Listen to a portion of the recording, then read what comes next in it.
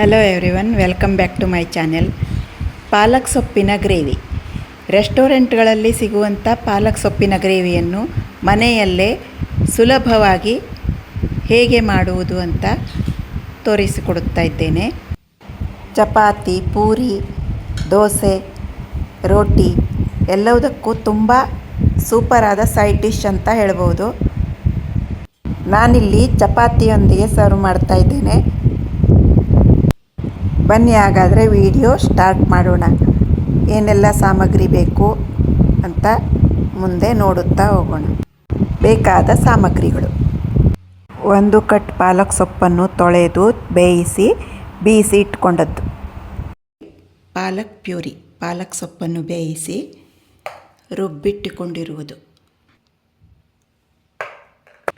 ಗೋಡಂಬಿ ಸ್ವಲ್ಪ, ಹಸಿ ಬಟಾಣಿ ಸ್ವಲ್ಪ, ಒಂದು ಅರ್ಧ ಕಪ್ಪು, ಶುಂಠಿ ಬೆಳ್ಳುಳ್ಳಿ ಪೇಸ್ಟ್ 1 ಚಮಚ, ಹಸಿಮೆಣಸಿನಕಾಯಿ, ಕಟ್ ಮಾಡಿದ ಹಸಿಮೆಣಸಿನಕಾಯಿ 1, ಸಣ್ಣದಾಗಿ ಹೆಚ್ಚಿಟ್ಟುಕೊಂಡ ಈರುಳ್ಳಿ 1, ಹಾಗೆ 1 ಟೊಮೆಟೊ ಸಣ್ಣದಾಗಿ ಹೆಚ್ಚಿಟ್ಕೊಂಡಿರೋದು, ಧನಿಯಾ ಪುಡಿ ಅರ್ಧ ಚಮಚ, ಅಚ್ಚ ಖಾರದ ಪುಡಿ 1 ಚಮಚ, ಹಾಗೆ ಅರ್ಧ ಚಮಚ ಗರಂ ಮಸಾಲ, ಒಗ್ಗರಣೆಗೆ ಎಣ್ಣೆ. ಇವಿಷ್ಟು ಸಾಮಗ್ರಿಗಳು ಬೇಕು. ಮೊದಲು ಒಲೆ ಹತ್ತಿಸಿ 1 ಸ್ಪೂನ್ ಎಣ್ಣೆ ಕಾದಾದ ನಂತರ ನಾನು ತೆಗೆದುಕೊಂಡಿರುವ ಗೋಡಂಬಿಯನ್ನು ಫ್ರೈ ಮಾಡ್ಕೊಳ್ತೇನೆ. ಗೋಡಂಬಿ ಫ್ರೈ ಆಗಿದೆ. ಒಂದು ಪ್ಲೇಟಲ್ಲಿ ಎತ್ತಿಟ್ಕೊಂಡಿದ್ದೇನೆ. ಇದು ಕೊನೆಯಲ್ಲಿ ಸೇರಿಸಬೇಕಾಗಿರುವುದು ಗ್ರೇವಿಗೆ. ಹಾಗೆ ಇನ್ನೊಂದು ಸ್ಪೂನ್ ಎಣ್ಣೆಯನ್ನು ಸೇರಿಸ್ತಾ ಇದ್ದೇನೆ. ಎಣ್ಣೆ ಕಾದಿದೆ. 1 ಚಮಚ ಜೀರಿಗೆಯನ್ನು ಸೇರಿಸ್ತಾ ಇದ್ದೇನೆ. ಸ್ವಲ್ಪ ಫ್ರೈ ಆಗಲಿ, ಹೊತ್ತಿಸೋದು ಬೇಡ. ಹಾಗೆ ಹಸಿಮೆಣಸು, ಸೀಳಿದ ಹಸಿಮೆಣಸು ಸ್ವಲ್ಪ ಫ್ರೈ ಮಾಡ್ತೇನೆ. ಸಣ್ಣಗೆ ಹೆಚ್ಚಿಟ್ಟ ಈರುಳ್ಳಿ,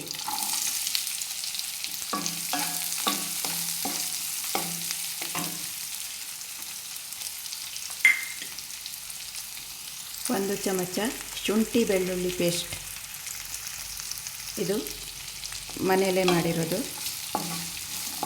ಹಸಿ ವಾಸನೆ ಹೋಗೋ ತನಕ ಫ್ರೈ ಮಾಡಿಕೊಂಡ್ರೆ ಆಯಿತು. ಇಲ್ಲಿ ಈರುಳ್ಳಿ ಸ್ವಲ್ಪ ಫ್ರೈ ಆಗಬೇಕು, ಕಲರ್ ಸ್ವಲ್ಪ ಚೇಂಜ್ ಆಗಬೇಕು. ಈರುಳ್ಳಿ ಫ್ರೈ ಆಗಿದೆ, ಇಷ್ಟಾದರೆ ಸಾಕು. ನಾನು ತೆಗೆದಿಟ್ಟಿಟ್ಕೊಂಡಿರುವಂಥ ಹಸಿ ಬಟಾಣಿಯನ್ನು ಸೇರಿಸ್ತಾ ಇದ್ದೇನೆ. ಸ್ವಲ್ಪ ಕೈ ಆಡಿಸಿ ನಂತರ 1 ಟೊಮೆಟೊ ಹೆಚ್ಚಿಟ್ಕೊಂಡಿರುವಂಥದ್ದು. ಟೊಮೆಟೊ ಮೆತ್ತಗಾಗುವವರೆಗೂ ಬೇಯಿಸಬೇಕು. ಸ್ವಲ್ಪ ಉಪ್ಪನ್ನು ಸೇರಿಸ್ತಾ ಇದ್ದೇನೆ, ಕಲ್ಲುಪ್ಪು. ಹಾಗೆ ಪುನಃ ಕೈ ಆಡಿಸಿ ಸ್ವಲ್ಪ ಹೊತ್ತು ಮುಚ್ಚಿಡಬೇಕು. ಈಗ ನೋಡಿ, ಟೊಮೆಟೊ ಬಟಾಣಿ ಎಲ್ಲ ಚೆನ್ನಾಗಿ ಬೆಂದಿದೆ, ಮೆತ್ತಗಾಗಿದೆ. 1/4 ಚಮಚ ಅರಿಶಿನ, ಮೆಣಸಿನ ಹುಡಿ ಮತ್ತು ಗರಂ ಮಸಾಲ, ಧನಿಯಾ ಪುಡಿ. ಒಂದು ಸಲ ಎಲ್ಲ ಚೆನ್ನಾಗಿ ಬೆರೆಯುವಂತೆ ಮಿಕ್ಸ್ ಮಾಡಿಕೊಳ್ಬೇಕು. ಈಗ ಬೇಯಿಸಿಟ್ಟುಕೊಂಡಿರುವಂಥ ಪಾಲಕ್ ಸೊಪ್ಪಿನ ಪ್ಯೂರಿಯನ್ನು ಹಾಕ್ಕೊಳ್ತಾ ಇದ್ದೇನೆ.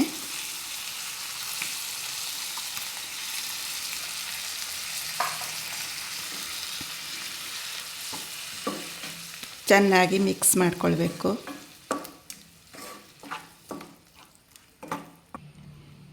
ಇದನ್ನು ಸ್ವಲ್ಪ ಹೊತ್ತು ಫ್ರೈ ಮಾಡಬೇಕು. ಮುಚ್ಚಿಡುತ್ತೇನೆ. ನೋಡಿ ಚೆನ್ನಾಗಿ ಬೇಯುತ್ತಾ ಇದೆ. ಈಗ ನಾವು ಇದಕ್ಕೊಂದು ಸ್ವಲ್ಪ ನೀರನ್ನು, ಎಷ್ಟು ಬೇಕೋ ಅಷ್ಟು ನೀರನ್ನು ಸೇರಿಸಿ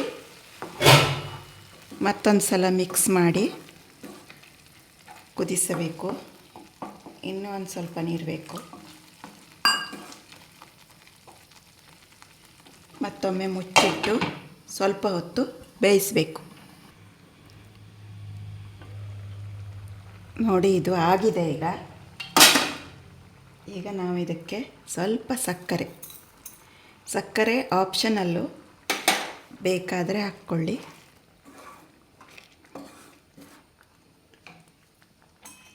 ಹುರಿದಿಟ್ಟ ಗೋಡಂಬಿ,